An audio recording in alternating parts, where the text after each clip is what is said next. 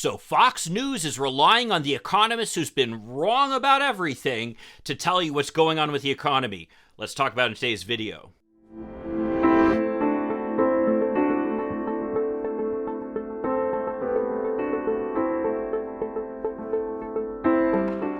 Hi, I'm Mike Greiner. I'm a lifelong Democratic activist who's concerned about the direction our country is taking. I'm also a lawyer and an academic, and I'm here to help you stand up to the BS of the MAGA crowd. So I have to tell you, when I saw the headline on the Fox News that Biden blames MAGA Republicans for inflation, I just had to look. And as is usual with Fox News, the video did not disappoint. Let's check it out here. Joining me now is Kevin Hassett, former chair of the Council on Economic Advisors under Trump and Hoover Institution fellow. Kevin, back in October 2021, you went out on a limb and you predicted a recession. Okay, couple of things. For starters, predicting a recession is kind of like predicting that the sun's going to go down. There is inevitably going to be a recession. We call it the business cycle. Things go up, things go down. Inevitably, there is going to be a recession. That's about the safest bet that you can make. Now, that being said, let's just say that this is a guy who went out on a limb and called it right. Well, that would be one of the few times he has. To quote one article, they call Trump's latest economics pick, that would be this Kevin Hassett, the author of one of the wrongest books ever on investing. The name of that book was called Dow 36,000, and it came out right before the market crashed. This is also the guy who said in 2013 that Obamacare would lead people not to work, and in August 2014 saying that the Fed stopping their program of debt buying called quantitative easing would be bad for the US stock markets. Those were all wrong, but he might have gotten something right for once. And his latest cause celeb is arguing that inequality is not a problem in the US. How do you feel about that? Well, let's keep watching him and see what he has to say. Did you see then that Biden's team obviously missed or just knew but decided to ignore? Sure, and thank goodness you've been, way out in front helping people understand the correct economics. And what we saw was that inflation was spinning out of control, accelerating, and that was going to, run way ahead of any wage increases, and people were going to be worse off. And so if you look at the numbers right now, which I suspected were going to happen, but now we know, that the typical American family, the average American family, has to spend $460 more this month in order to buy the same stuff they bought last year at this time. And if your wage didn't go up by, more than $5,000 this year, then you're worse off. And Okay, now he's not wrong here, and inflation is definitely a problem, and to give the administration credit, they've been working to try to address that. But I think that a little bit of perspective is needed here. I mean, essentially, as a result of the COVID pandemic, we ended up shutting down the U.S. economy almost overnight. And getting it going again is not something that's easy to do. So the Biden administration worked really hard to try to pump as much money as it could into the economy to try to get people back to work as quickly as possible so that the disruption in people's lives would be as minimal as possible. And the truth of the matter is, it was incredibly successful. I mean, the job market continues to be incredibly robust. People's wealth actually increased during that recession, and poverty went down. Now, has this combined with other things likely resulted in some inflation? Of course it has. Is that a problem? Of course it is. But the reality is that risk was there simply because of the fact that they were trying to get the economy going as quickly as possible again after the COVID shutdown. Now, in making that decision, the Biden administration was really informed by what had happened as a result of the 2008 to 2009 recession. During that period, the Obama administration, which of course President Biden was vice president back then, was, some would say, a little too timid in terms of the amount of money that they pumped back into the economy to get things going again. The result was a jobless recovery, which took years for the United States to get going again. Now, having been a bankruptcy lawyer practicing during that period, I can tell you that's worse. Being afraid of losing your job or losing your home is a lot worse than the short-term discomfort we're dealing with right now of some inflation, which we're already starting to see some indications is starting to slow down. Let's keep watching. So GDP's got to decline if people can't buy the same amount of stuff they bought last year. And that's what we're seeing in the data. We've got 2 negative quarters. That's always been a recession in the past. The third quarter number is looking like it's going to be negative as well. And so Americans are hurting. And the metric of how they're hurting is, that $460 a month. That's a huge amount of money to have to spend in order to just tread water with your.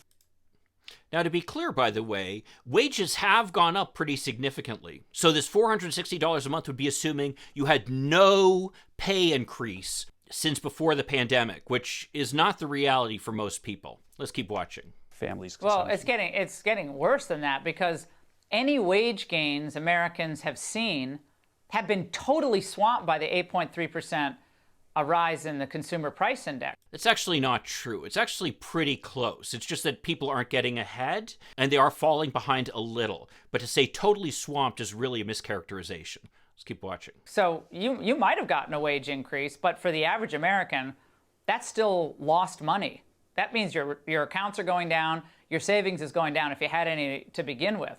So that's why it's so bad. Your cash is worth less because of inflation, and the costs are going up. If you had any to begin with. Well, as it turns out, the savings rate in America was much higher than it's been for years, largely because of the fact that the Biden administration and the Democrats had worked to get money into people's hands. Let's keep watching. Yeah, that's right. And if we go to the financial sector, that in the stock market, if you put $10,000 in the stock market when President Trump took office, then it about doubled over his 4 years. And it's down about 30% this year. And so if you think about it, what that means is that for the typical American family that has a little more than $100,000 in wealth, then that means that they've lost, about $30,000. And so. Okay, number one, most of the wealth that American families have is tied up in their homes, which have done very well during the Biden administration. In fact, one of the big drivers of inflation has been housing costs. Number two, using the stock market as some kind of indication as to how the economy is doing is really ridiculous. The reason the stock market was doing well during the Trump administration, and by the way, during the Obama administration before it, is because of the fact that the Fed was holding interest rates very low. When interest rates are low, investors want to put their money into stocks because they might appreciate in value, as opposed to bonds, which pay interest.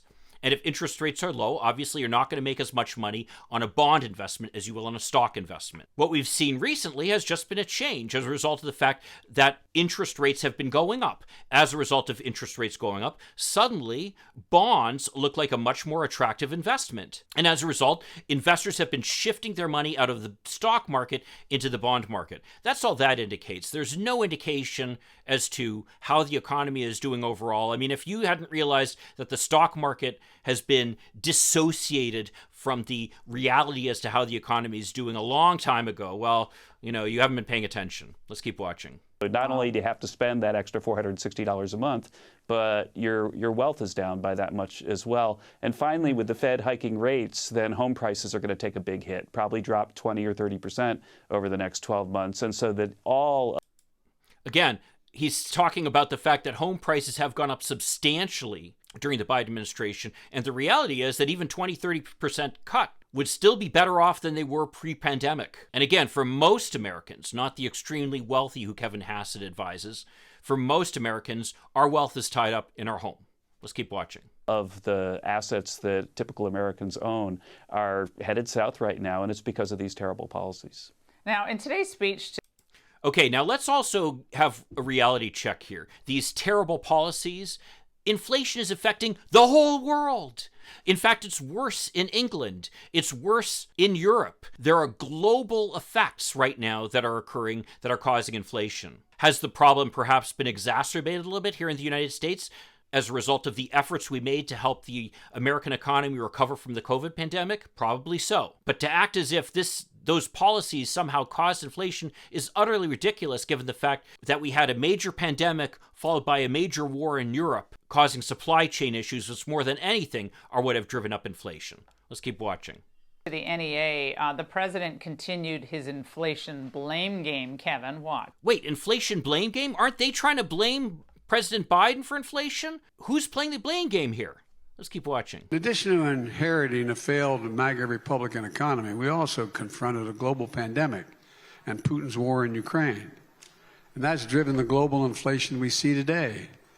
He's absolutely right. Imagine that. It's a global inflation. It was driven by the pandemic that he had to deal with. It was a crisis not of his making, but he had to deal with. And really, that's the amazing thing about how this administration has been. President Biden's had multiple crises to deal with, not of his own making. He's dealt with most of them very well, some of them not as well as I might have liked, but overall, he's working at it, as opposed to the Trump administration, which basically never had a crisis that was not of its own making until the COVID pandemic came along, and we saw how well they handled that. Let's keep watching. That's why it's so important that we pass the Inflation Reduction Act. Kevin, this is so bad. I mean, I don't know who's writing this, but where does the buck stop exactly? You know, the buck stops really with the folks, the career economists that let him say stuff like that. The fact is that it's just not true. And in fact, everybody knows that if the government prints money and mails it to people like a helicopter drop, which is what Biden's done, at the same time attacking supply, so demand's running ahead of supply, that you get inflation. And this is what Larry Summers saw. This is what Jason Furman, the CEA chair for Obama, saw. And this is what I've seen. And I was at the Jackson Hole conference where Jay Powell sort of scared markets and said, look, I'm serious this time. And I think he is.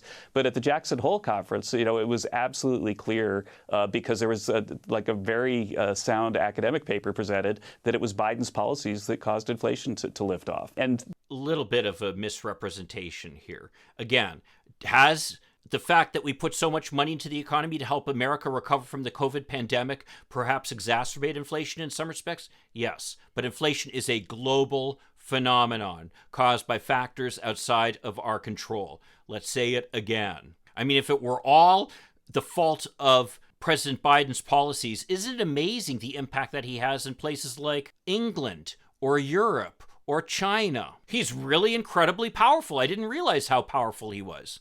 Let's keep watching. Again, can you imagine? They had 6% growth that they inherited because we had basically had the COVID shutdown. No, they did not inherit 6% growth. America was shut down while Trump was president. The 6% growth came as a result of the efforts by the Biden administration to get vaccinations into people's arms and to get people back to work. Both things that have been incredibly successful. Let's keep watching. And just one more thing here. If there's any administration that benefited from a continuation of the trends from the prior administration, that would be the Trump administration, who basically just benefited from the recovery efforts of the Obama administration after the 2008-2009 recession and just saw that growth rate from the Obama years continue on into their time. Let's keep watching. Which I regret in the past being part of the team that did that. But we had economic policies that got us back up and going. No, they did not. The big economic policy that came out of the Trump administration was the tax giveaway to the very wealthy.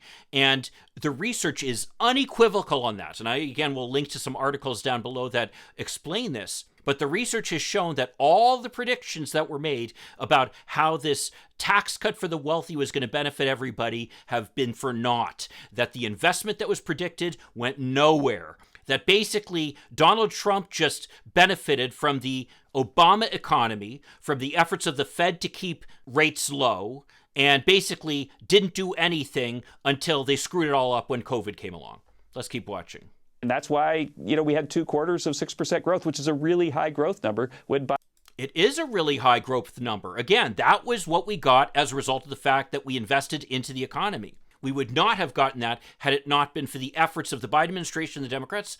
And to be fair, there were some efforts during the end of the Trump administration to try to pass some efforts, bipartisan efforts, which were all aimed at trying to help people survive the COVID pandemic. Let's keep watching. Biden took office, and now here we're looking at, probably the 3rd negative quarter in a row, and, the Fed tightening while that's happening. And so there's really no saying how bad this is going to be, especially if there's not a change in policymaking in Washington. Well, everyone's got to get out there and vote. Kevin, thank you very much for joining us tonight. Yes, everybody does have to get out there and vote, because you know what will happen if we elect the Republicans?